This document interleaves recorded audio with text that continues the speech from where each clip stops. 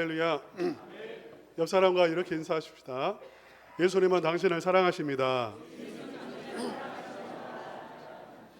저희 아버지가 저를 부를 때 어떻게 부르실까요? 아가 그렇게 부르세요. 기분 나쁘지 않습니다. 저를 부를 때 아가라고 부르시거든요. 아직도 아버지의 눈에는 애기예요. 아직도. 근데 하나님께서 우리 성도님들 보실 때 어떻게 보실까요? 어떻게 부르실까요? 아마 아가라고 부르시지 않을까 이런 생각이 들어요. 하나님께서 우리 성도님들 정말 부모님이 자녀들, 어린 아이들 그렇게 예쁘게 바라보시고 사랑하시듯이 우리 하나님께서 우리 성도님들 그렇게 아름답게 보시고 사랑하시고 은혜를 부어 주실 줄로 믿습니다. 열 처녀의 비유 우리 성도님들 들어보셨습니까? 안 들어보셨습니까? 네, 많이 들어보셨죠? 이 열 처녀의 비유는 무엇을 배경으로 하고 있을까요? 결혼식을 배경으로 하고 있습니다. 여러분, 결혼식 기뻐요, 슬퍼요? 대답이 시원치 않네요. 결혼식은 인생에서 가장 찬란한 시간이라고 할 수가 있죠. 가장 행복한 아름다운 한때입니다. 우리 하나님께서는 우리에게 행복을 주시기를 원하시고 우리의 인생이 찬란해지기를 간절히 원하시는 하나님이세요. 그래서 천국을 결혼잔치에 비유를 합니다. 우리 예수님께서도 천국과 결혼잔치 이걸 이렇게 비유적으로 그렇게 사용을 몇 번 하셨어요. 또 우리 예수님께서 처음 기적을 베푸셨던 장소가 어딘지 아십니까? 가나의 혼인잔치였어요. 결혼식장이었습니다. 이 결혼식장에서 우리 예수님께서는 물을 포도주로 변화시켰잖아요.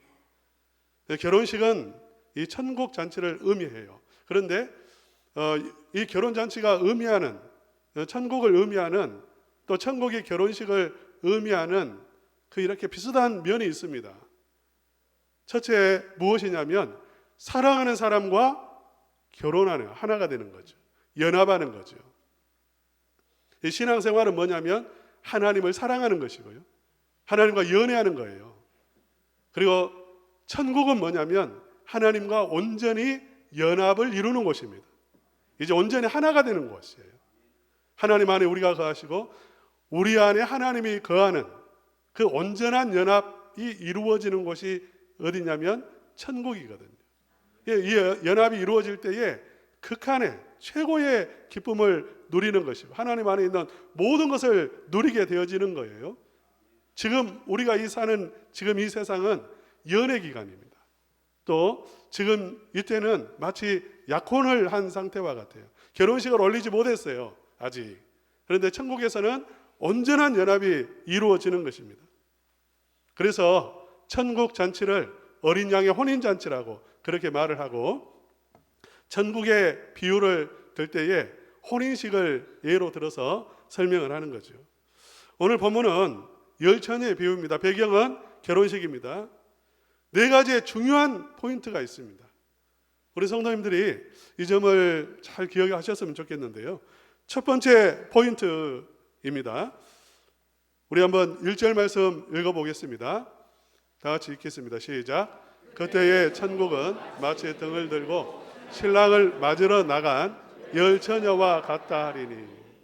여기에서 첫 번째 포인트의 단어는 무엇일까요? 그때가 있고 천국이 있고 등이 있고 신랑이 있고 열 처녀가 있습니다. 이게 첫 번째 포인트예요. 중요한 겁니다. 꼭 기억해야 될 포인트예요. 무엇일까요? 신랑일까요? 그때입니다. 그때 이 말은 반드시 일어날 일이 일어나는 그때입니다. 반드시 일어날 일은 일어나게 돼 있어요. 우리 한번 옆 사람과 이렇게 말합시다. 반드시 일어날 일은 일어납니다. 여러분이 이 자리에 있는 것은 반드시 일어날 일이었던 것으로 믿습니다. 우연이 아니죠. 반드시 일어날 일이었어요. 저기 터키의 트르키예에 이스탄불이라는 도시가 있고요. 이제 이건 동아입니다만은 이 도시에 한 왕이 살고 있었고 이 왕에게는 외아들이 있었습니다. 왕자가 있었습니다. 애지중지했습니다. 자기의 외아들이고 이 나라를 물려받을 그러한 아들이기 때문에 뭐든지 원하는 대로 다 해주었습니다. 성대한 만찬을 거의 이렇게 매일이다시피 열어주었습니다. 그런데 어느 날 만찬에 왕자가 아버지 곁에 선 검은 수염이 난 좀 이상한 한 사람을 발견을 했습니다. 그가 죽음의 사자라는 것을 직감했어요. 그리고 자기를 데리러 왔다는 것을 깨달았습니다. 직감이라는 게 있어요. 눈이 딱 마주쳤는데, 눈이 딱 그 죽음의 사자와 이 왕자와 눈이 마주쳤는데, 그 죽음의 사자도 흠칫 놀라고 자기도 쎄한 느낌을 받았어요. 그러나 모른 채 했습니다. 그리고 만찬이 끝났죠. 아버지에게 이렇게 말을 했습니다. 왕자가 아버지의 옆에 있던 그 사람이 죽음의 사자인 것 같습니다. 그리고 내 목숨을 가지러 온 것 같습니다.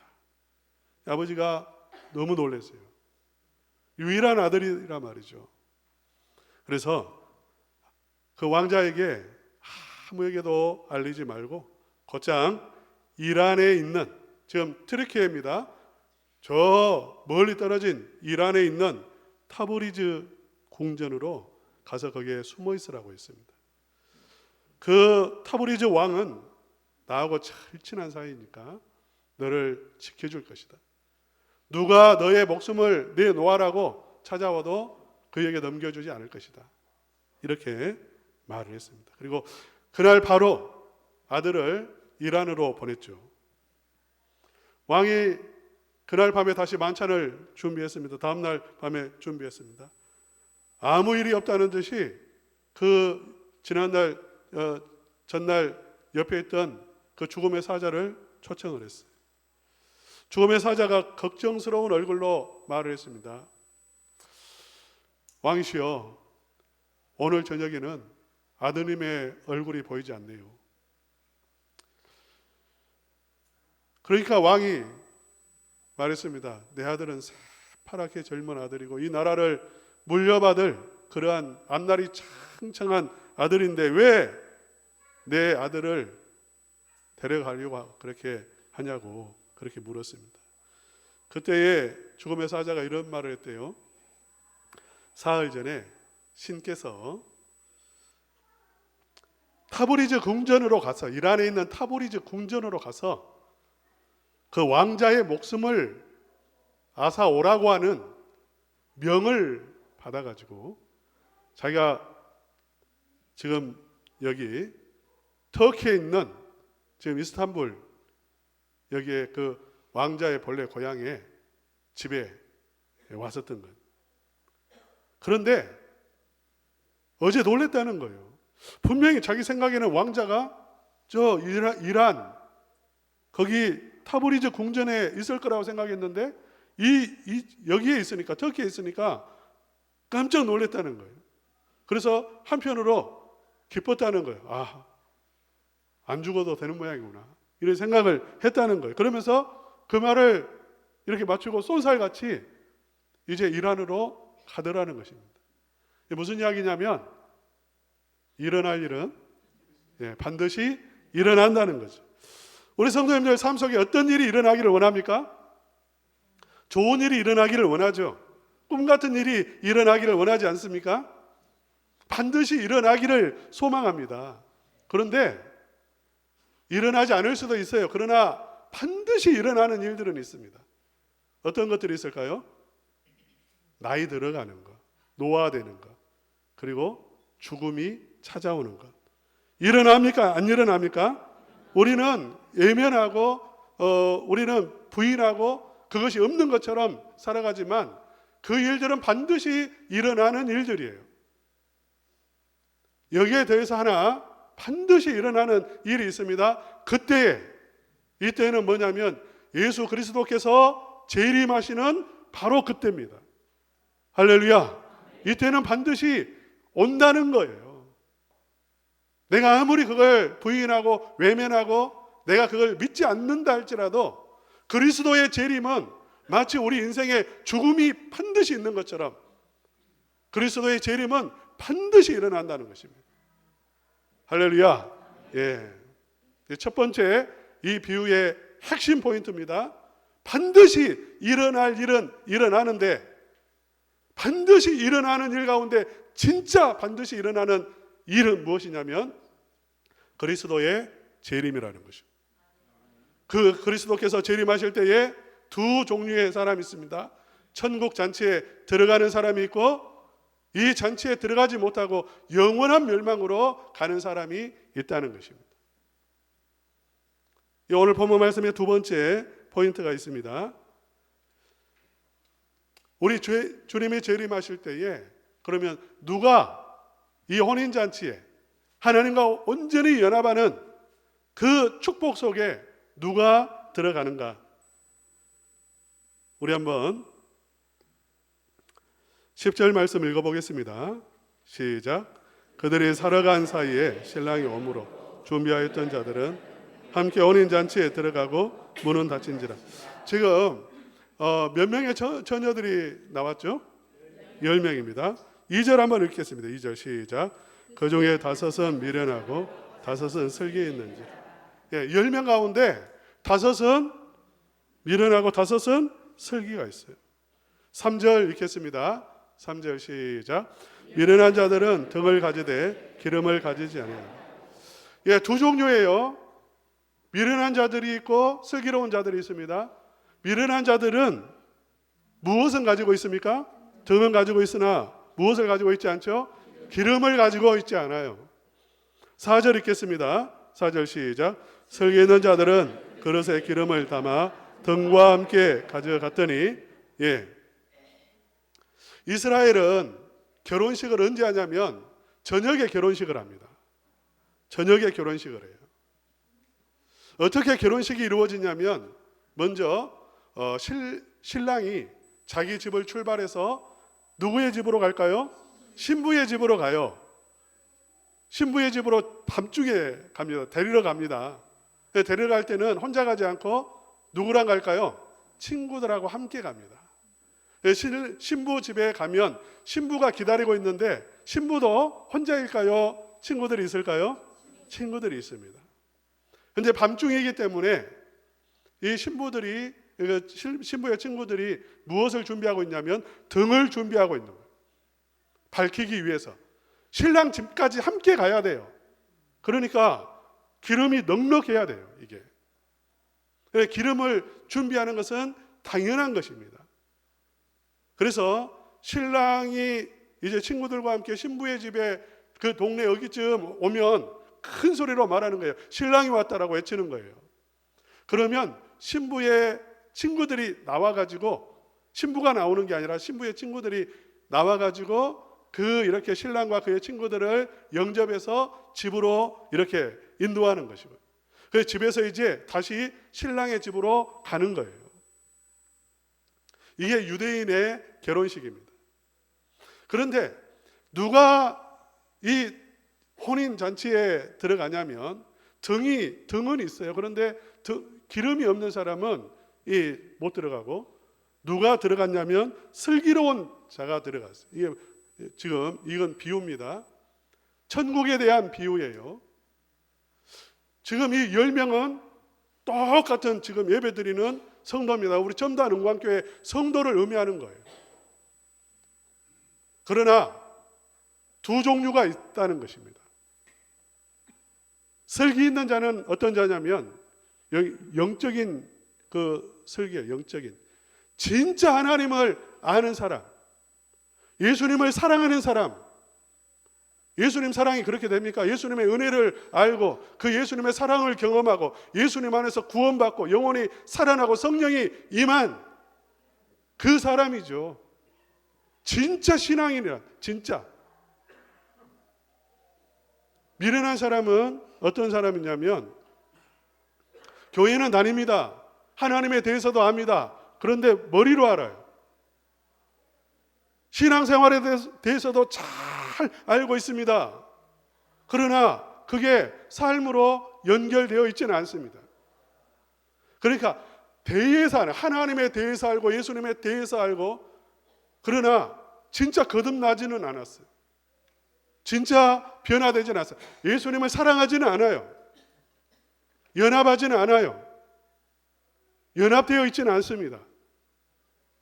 영적으로는 죽어 있고 영적으로는 무지한 상태 그대로 있는 거예요.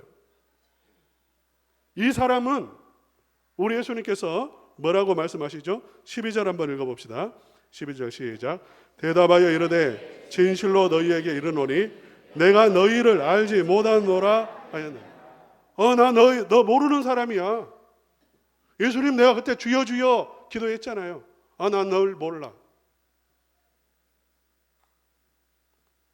천국 잔치에 들어가는 사람은 누가 들어가냐면 슬기 있는 자가 들어갑니다. 오늘 본문의 말씀에 보면 둘 다 졸았어요.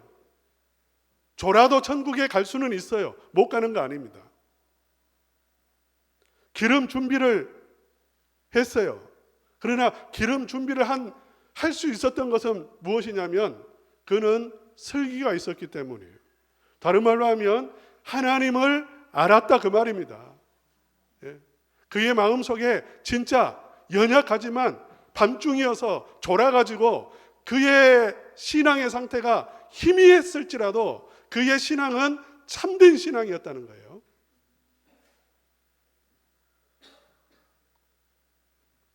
여러분, 세 번째 포인트가 있습니다. 반드시 그날은 오고 그날 구원받은 사람은 누구냐면 슬기 있는 자입니다. 그런데 세 번째 포인트예요. 내가 기름이 없다라는 생각이 들었을 때 나는 아직 진짜 하나님을 만난 것 같지는 않아. 여러분 스스로가 다 자신을 보면 알 거예요. 신앙생활은 머리로 하는 게 아닙니다. 가슴으로 하는 거예요. 신앙생활은 영적인 거예요. 영적인 것. 영으로서 우리가 하나님을 섬기는 거예요. 예배도 신령과 진정으로 예배하는 자가 참된 예배자라고 했잖아요. 여기 앉아있다라고 해서 다 예배자가 아니라 신령과 진정으로 그 영혼이 깨어있을 때 그 예배가 하나님 앞에 상달된다는 것입니다. 어떤 목사님이 서울의 불광동에서 개척을 하셨어요. 불광동은 제가 이렇게 자주 가본 곳입니다. 청년 시절에. 거기서 버스를 타고 파주를 갔어요. 그러니까 그 서울로 치면 굉장히 이렇게 변두리죠, 변두리. 그런데 옛날 이야기입니다. 이 이야기는 옛날 이야기. 여기서 이제 목사님 한 분이 개척을 하셨는데 진짜 이 당시에는 아주 막 시골 중에 시골입니다. 특별히 서울에 있는 모든 분뇨를 이 불광동 쪽으로 가지고 와서 그 땅을 파가지고 뭐 호수 이렇게 그 구덩이 같은 것들을 크게 파가지고 거기에다가 쏟아 붓는 그 장소가 불광동이었대요. 냄새가 엄청나고요. 못 사는 사람들, 정말 못 사는 사람들이 여기에 이제 와서 사는데 이 동네에서 유명한 사람이 이 불광동에서 유명한 인사가 한 사람이 있어요. 누구냐면 알코올 중독자입니다. 알코올 중독에 걸린 사람. 결혼해서 지금까지 돈 벌어본 적이 한 번도 없고 집에 돈을 가져와 본 적이 한 번도 없고 그리고 술을 먹으면 어디로 가냐면 한번 질문해 볼게요. 어디로 갈까요? 예. 아까 그 분뇨를 이렇게 쏟아놓은 거기를 들어가 가지고 거기서 수영을 한다는 거예요. 동네 사람들이 줄을 묶어 가지고 끄집어내고 그러니 유명한 거예요. 이 사람이 진짜 유명한 사람이에요. 아주 정말 사람 취급도 못 받는 그런 사람이에요. 근데 이 집에 전도를 하러 갔습니다. 전도하러 갔어요. 전도사님이죠. 전도사님이 전도를 하러 갔어요.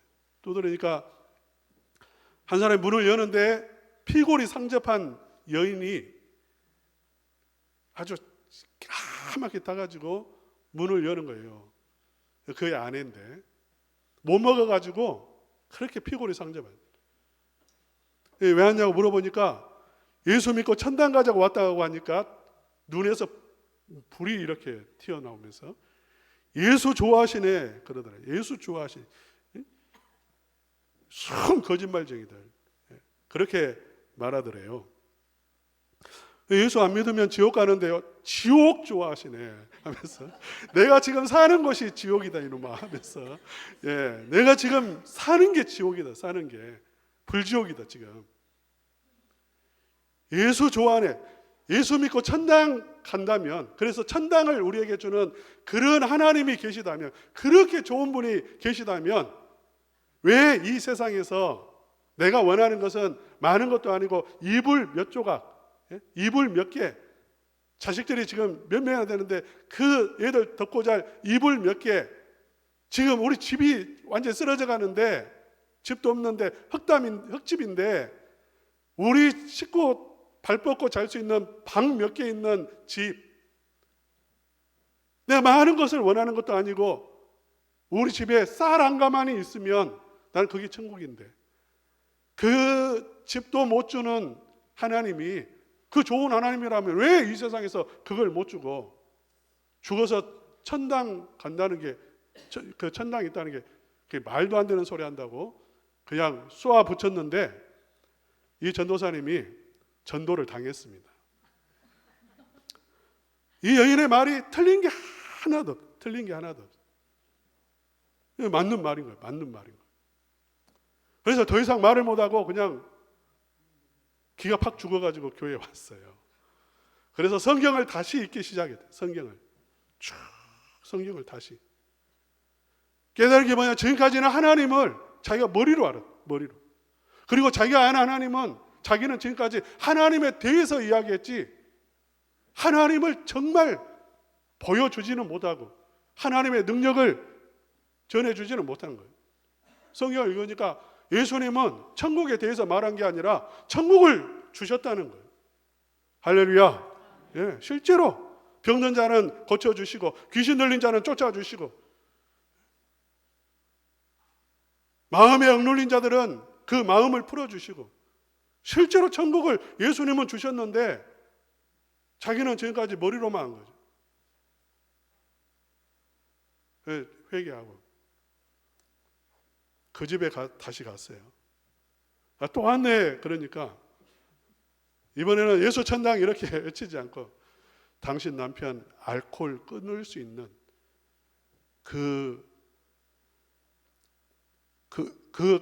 끊고 돈을 벌어올 수 있는 그러한 새 사람 만들어 주실 분을 내가 소개하러 왔습니다.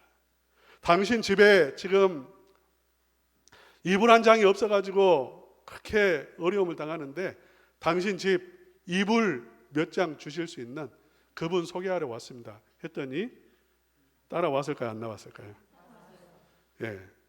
처음 성도가 되었다더라고요. 그 교회 처음 성도가 되었고, 예수님께서 주셨을까요? 안 주셨을까요?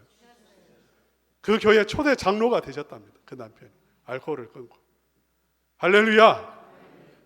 하나님은 우리의 머리로 아는, 하나님에 대해서 아는 그것이 신앙생활이 아닙니다. 하나님은 오늘 나의 하나님이세요. 살아계신 하나님이십니다. 오늘 나의 삶 속에 오셔서 나의 삶을 바꾸어 주시고 내 문제를 해결해 주시고 하나님의 나라를 맛보게 해주시는 살아계신 능력의 하나님이시라고요. 믿습니까? 이 하나님을 우리는 믿는 것이고 이 하나님 앞에 나아가야 되는 거예요. 그래서 세 번째 포인트가 무엇이냐면, 미련한 자는 무엇을 사야 됩니까? 기름을 사야 됩니다. 예수님이 오시기 전에, 그때가 일어나기 전에 지금 무엇을 해야 되냐면 기름을 사야 돼요. 우리 한번 9절 말씀 읽어보겠습니다. 시작. 설계 있는 자들이 대답하여 이르되 우리와 너희가 쓰기에 다 부족할까 하노니 차라리 파는 자들에게 가서 너희 쓸 것을 사라 하니. 예, 신앙은 내가 내 것을 줄 수 있는 게 아니잖아요. 신앙은 나누어 주는 게 아닙니다. 그렇기 때문에 마치 기름이 떨어지면 주유소 가서 파는 곳에 가서 돈을 주고 그 기름을 넣는 것처럼, 내가 봤을 때 내가 지금 영적으로 거듭나지 않았어. 나는 하나님에 대해서는 알지만 하나님과 연합해서 그분과 교제하고 그분의 음성을 듣고 그분이 주시는 은혜를 누리면서 그 능력 속에 내가 살고 있지는 않아. 만약 그런다면 여러분은 기름을 사셔야 돼요. 지금 기회는 있습니다. 기름을 사시면 되는 것입니다. 기름을 어떻게 살까요? 기름을 사는 방법은 무엇입니까? 가장 좋은 방법, 목사의 말을 들으시기를 바랍니다. 예배에서 선포되는 하나님의 말씀을 아멘하고 받으시기를 바랍니다. 예, 우리 교단, 또 우리 한국 장로교회의 아버지가 있습니다. 아버지와 같으신 분, 박윤선 박사님 아실 거예요. 들어보셨을 거예요. 최고의 신학자입니다. 유명하신 분입니다. 근데 이분은 가정 예배를 드릴 때에 제자들을 한 번씩 초청해서 가정 예배를 드리는데 어떻게 하냐면 무릎을 딱 꿇습니다. 제자예요. 최고의 신학자예요. 신학적인 지식은 미천해요. 제자들은 다. 그런데 무릎을 꿇고 이렇게 말합니다. 목사님 말씀하십시오. 제가 듣겠습니다. 목사님 말씀하십시오. 제가 듣겠습니다. 무릎을 꿇고 제자 앞에서 가정 예배를 드릴 때에 말씀을 그렇게 받는다는 거예요. 사랑하는 성도 여러분, 여러분이 말씀을 들을 때에, 말씀을 읽을 때에 선입견을 가지고 이건 거짓말이야, 이건 안 돼, 이건 현실이 아니야, 그 당시에 그 사상이야, 그 당시 사람들의 세계관 속에서 만들어진 이야기일 뿐이야, 이 시대에는 이게 진리가 아니야, 이런 식으로 받지 마세요. 처음 듣는 것처럼. 할렐루야. 설교를 들을 때에도요, 열처녀의 비유도 많이 들었습니다. 나 알고 있어, 이렇게 설교하겠지. 여러분 그렇게 듣지 마시고요, 처음 듣는 것처럼 마음의 문을 열어놓고 모든 것 다 내려놓고, 이게 뭐냐면 어린아이같이 듣는 것입니다. 할렐루야. 어린아이가 되는 것입니다. 네 번째 포인트가 있습니다. 무엇일까요? 예, 우리 원사님 참 공부를 잘 하시는 분이십니다. 예. 우리 한번 13절 한번 읽겠습니다. 다 같이 읽겠습니다. 시작. 그런즉 깨어 있으라. 너희는 그 날과 그 때를 알지 못하느니라. 예, 슬기 있는 자에게 주시는 말씀, 영적으로 살아있는 하나님의 은혜를 아는 성도에게 우리 예수님께서 주시는 말씀, 당부하는 말씀이에요. 말세에서 사는 성도들에게 우리 주님이 한 말씀 하신다면 이거예요. 깨어 있으라. 우리 옆 사람과 이렇게 한번 말씀합시다. 깨어 있읍시다. 예. 깨어 있는 게 쉬울까요? 쉽지 않을까요? 세상에서 제일 무거운 게 뭐죠? 눈꺼풀이라 하지 않습니까? 예. 제일 무겁대요. 저도 이렇게 지금은 그렇게 운전 안 하는데 참 이렇게 뭡니까? 좀 혈기왕성했을 청년 시절에는 졸음을 이겨보겠다고 막 끝까지 참고 운전해 본 적이 있어요. 어떻게 됐을까요? 어느 순간에 자고 있더라고요. 어느 순간에 자고 있어요. 이게 그만큼 졸음을 이기는 게 쉽지 않습니다. 깨어있는 것은 굉장히 어려운 일입니다. 지금 밤중이라는 것은 영적으로 굉장히 어둡다는 것입니다. 세상이 천국이 아닙니다. 세상은 갈수록 어두워요. 2000년 전보다 지금 너무나 세상이 어둡습니다. 환경이 너무 어두워요. 여러분, 환경이 중요합니까? 중요하지 않습니까? 신앙생활에 너무 중요합니다.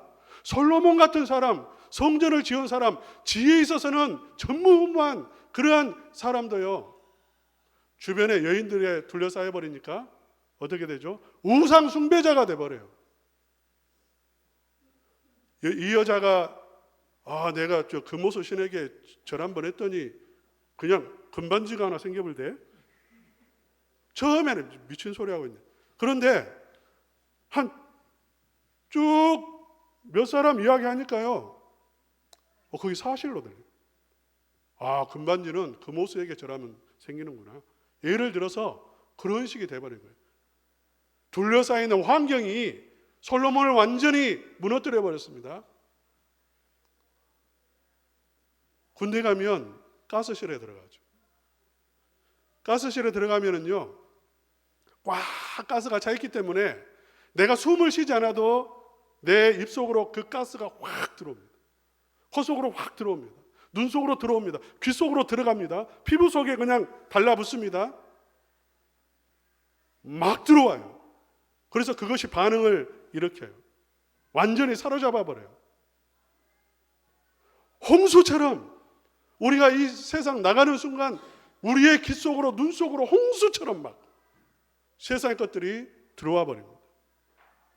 그것이 들어와서 그냥 아무 반응을 일으키지 않는 것이 아니라 그것이 들어와 가지고 나는 가만히 있어도 내 속에 들어와서 그것이 생각을 만들어 상상을 만들어 놓고 내 마음을 지배해 버리고요. 생각을 지배해 버려요. 그것을 빼내는 것은 정말 어려운 일이에요. 홍수처럼 들어와서 나를 사로잡아 버려요. 이게 밤중인 것입니다. 영적으로 이게 현실이에요. 그러므로 우리 성도님들이 깨어있기 위해서 정말 필요한 것들이 있습니다. 깨어있기 위해서 제일 좋은 건 뭐냐면 기도하는 거죠. 기도가 뭡니까? 예수님 바라보는 겁니다. 할렐루야. 예수님 바라보는 게 기도입니다.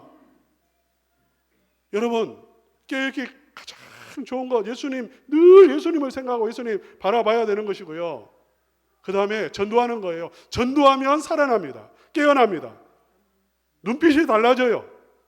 할렐루야. 그래서 전도하라고 하신 거예요. 그걸 교제하고 사랑하십시오. 오늘 우리 어린이 주일이지 않습니까? 저는 우리 성도님들이 우리 지금 교회 나오는 애들 유치부부터 해가지고요, 우리 교회 장학생들, 미래 장학생들이다, 그렇게 생각하셨으면 좋겠어요. 여러분, 장학생을 길러낼 때에 기업이 후원하고 나라가 후원하는데 먹을 거 다 줍니다.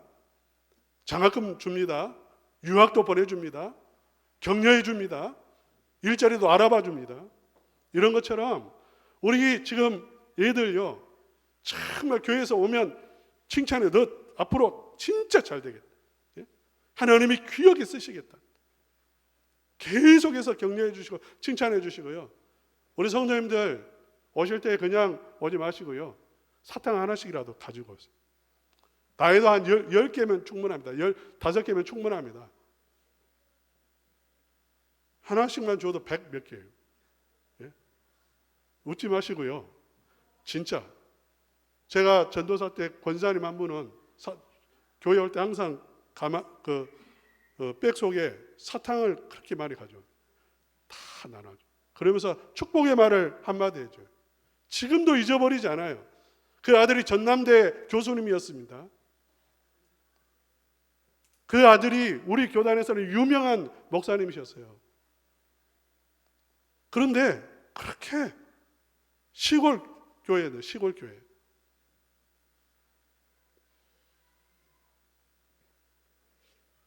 교사들에게만 맡기지 마시고요, 우리 교사님들은 명찰을 좀 달아주세요. 그래서 유치원생이든지 초등부 학생이든지 중고등부 학생이든지 교회에서 보면 딱 이러면 누구야? 격려해주고 칭찬해주고 축복해주고, 그러면 일당 100, 일당 1000이 될 거예요. 지금 무슨 말씀하냐면, 여러분 그냥 교회에 왔다 집에 가고 그렇게 봉사 없이 사랑 없이 교제 없이 섬김이 없이 신앙생활하면 절대 어둠을 이길 수가 없습니다. 졸음을 이길 수가 없습니다. 그래서 함께 교제하는 게 중요하고, 일하는 게 중요하고, 전도하는 게 중요하고, 기도하는 게 중요한 거예요. 이게 깨어있기 위한 것입니다. 일어날 일은 어떻게 한다고요? 반드시 일어납니다.